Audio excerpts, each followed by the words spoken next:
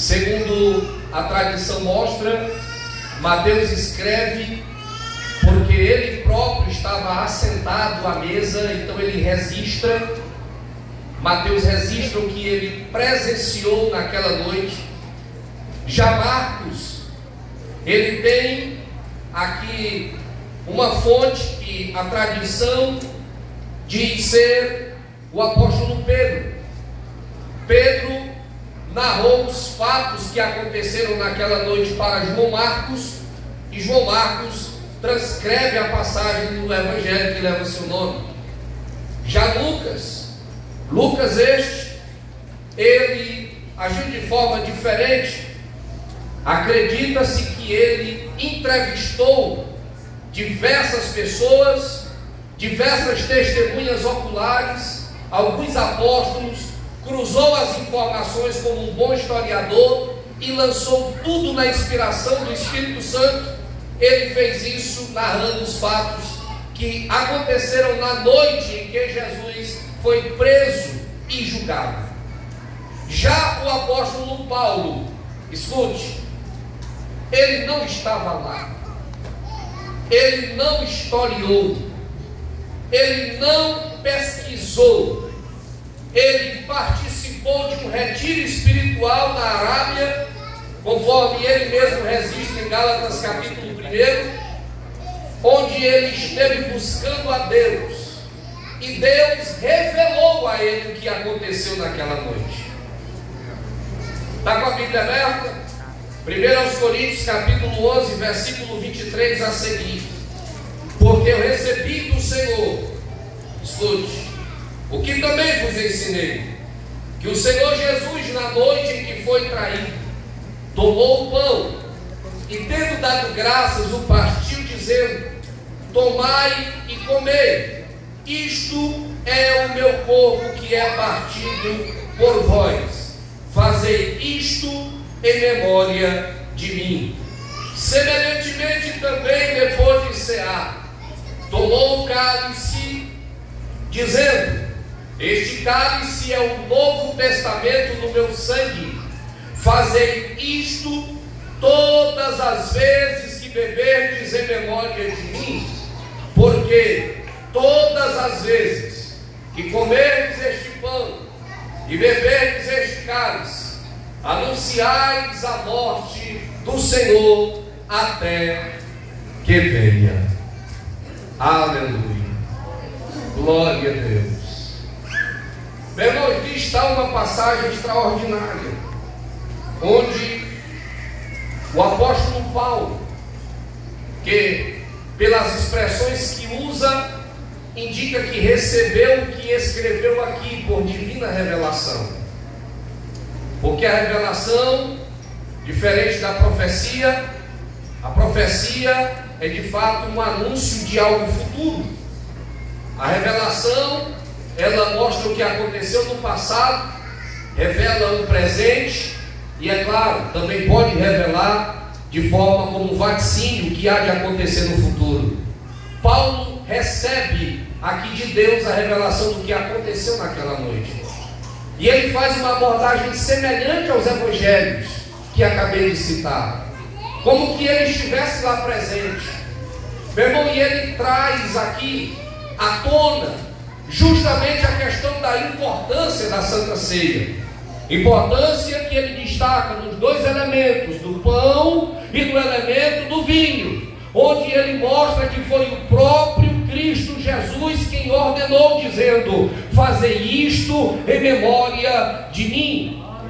Meu irmão, se é o próprio Senhor quem ordena que façamos isso em sua memória, logo fica entendido que isto aqui não é apenas uma tradição, não é apenas algo cultural que passa de geração a geração da igreja. Não, meu irmão, isso aqui tem um peso de mandamento, isso aqui tem um peso de ordenança, isso aqui tem um peso de ordem divina. Jesus disse: façam isso em minha memória. Louvado seja Deus. Irmão, me chama a atenção algumas coisas nesse texto. Sempre que ministro sobre este momento, me chama algumas coisas aqui nesse texto a atenção. Uma delas é que o texto bíblico arremete a Santa Ceia ao passado. Observe que ela também é mencionada no tempo presente do texto, e ela também faz menção do futuro, passado, presente e futuro. Querido, a Santa Ceia do Senhor, ela é um fato histórico. Isso aqui aconteceu.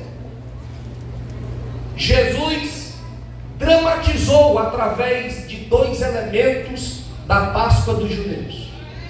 Estava lá a mesa preparada, bem mais baixinha, em torno de 50 centímetros de altura do chão, uma mesa comprida, travesseiros postos ao chão, candelabros espalhados no cenáculo, provavelmente no andar de cima.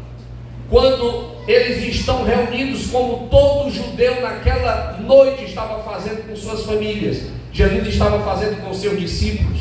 Ele e os 12 estavam sentados ao redor da mesa, e segundo diz a palavra de Deus, que estava ali os elementos da Páscoa, a carne de cordeiro, estava lá as ervas amargas, e estava o pão e o vinho. Jesus, ele se vale exatamente dos os últimos dois elementos, porque os dois primeiros, de fato, irmão, já representavam ele de forma bem clara, e o que haveria de acontecer com ele, porque o cordeiro representava o próprio Jesus. Basta que o meu irmão dê uma olhada no que diz João, no capítulo 1, versículo 29. João Batista olha para Jesus e diz assim: eis aí o Cordeiro de Deus, que tira o pecado do mundo. Não haveria necessidade de Jesus se valer deste elemento. Jesus é o próprio Cordeiro. As ervas amargas que estavam ali, representando, querido, as amarguras que eles, os judeus, haviam passado quando estavam escravos no Egito. Aquelas ervas que eles comiam era para de fato lembrar as amarguras que passaram no tempo passado. Meu irmão, o crente não pode esquecer o que já passou, para não ter saudade do Egito. Ah, mas o Egito era bom, mas só lembra da bondade, das benesses? Lembra das desgraças também que tinham lá? Lembra, querido, da escravidão? Lembra do peso do pecado? Lembra da condenação que estava sobre ti? Mas que Cristo Jesus tomou sobre si todas as nossas amarguras e as tomou para si mesmo, libertando-nos, querido, da escravidão, do pecado. Louvado seja o nome do Senhor. Ele tomou para si aquelas amarguras. Agora, ele se vale de dois elementos: o pão, representando seu corpo, e o próprio vinho, que representava o seu sangue. Querido, Paulo faz exatamente a referência na noite em que ele foi traído.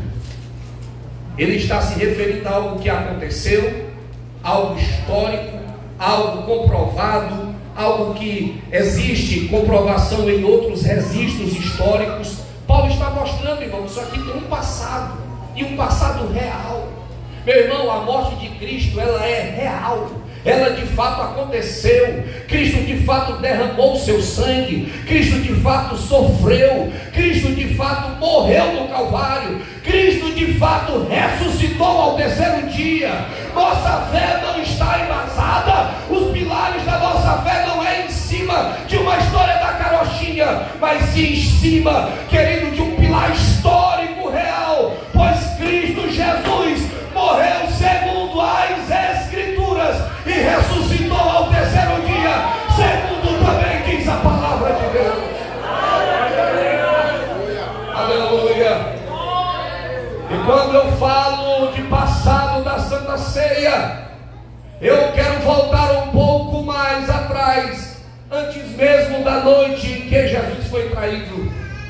Pois segundo a palavra de Deus, pelo menos aí, em torno de 1700 anos antes mesmo daquela fatídica noite, Querido, os profetas já anunciavam, querido, através da divina inspiração do Espírito Santo de Deus, eles já diziam que como um cordeiro mudo ele subiu perante os seus tosquiadores, e como a ovelha muda que não abre a sua boca, ali também estava ele. Ele foi oprimido, ele foi humilhado. Querido, Isaías no capítulo 53 dá uma descrição impressionante do que aconteceu com Jesus naquele dia. Davi no salmo de número 22 também faz o mesmo. O salmo profético das amarguras de Cristo no Calvário, o que ele haveria de passar. Inúmeros outros profetas já anunciaram, meu irmão. Então a morte de Cristo não foi um acidente de percurso, foi algo que Deus já havia dito: ele morrerá pelos pecados da humanidade. Então Cristo, ao morrer, ele cumpriu toda a vontade de Deus. Ele morreu no momento certo, morreu da forma certa. Ele morreu, querido, porque ele mesmo se deu, ele se doou em sacrifício. É por isso que isso foi agradável a Deus. Meu irmão, a Santa Ceia, ela mostra o passado. Eu quero te levar a refletir nessa noite. Pare para pensar um pouco sobre o seu passado nessa noite. Irmão, não podemos esquecer de onde Jesus nos tirou. Esqueça não, meu irmão.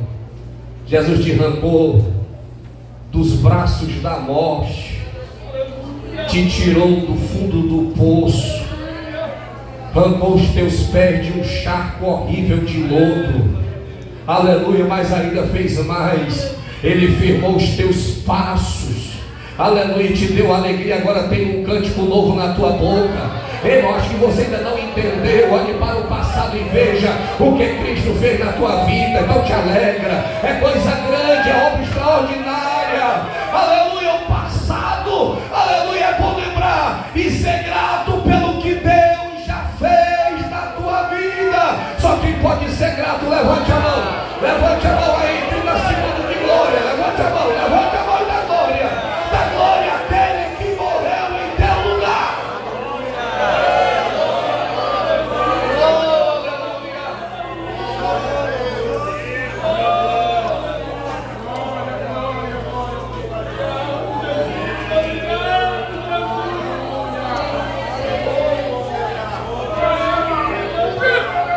Que este sangue te faça grato sempre.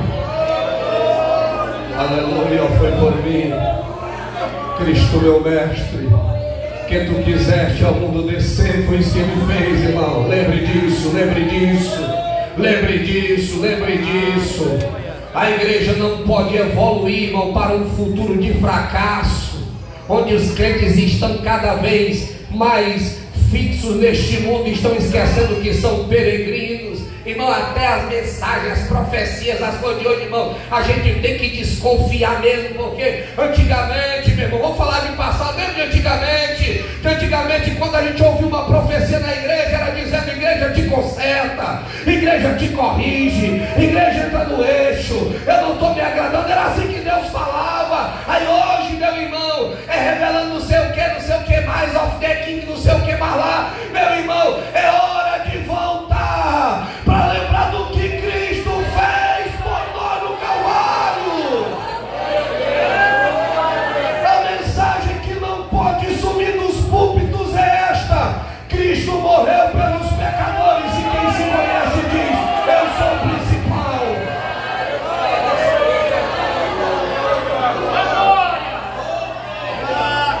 Meu Deus.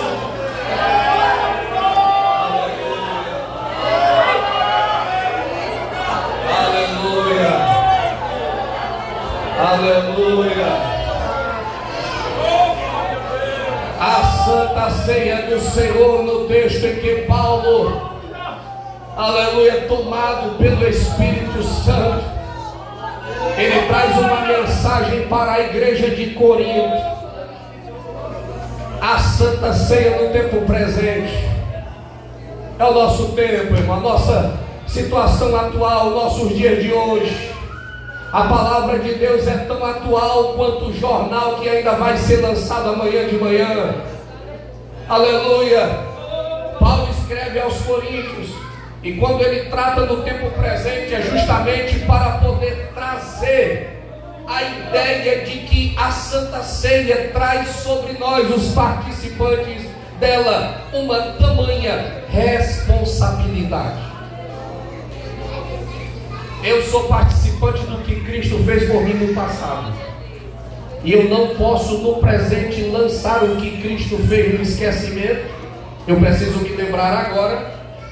Eu não posso no tempo presente vituperar o sacrifício de Cristo, desvalorizar o que Ele fez por mim, meu irmão, porque o crente que deixa de ceiar, escute, eu vou dizer com todas as letras, o crente que deixa de ceiar no tempo presente, ele é irresponsável. Ele não está valorizando o sacrifício de Cristo e a ordenança bíblica. Ele não está vigiando a sua vida para jamais deixar de participar do momento solene tal qual este.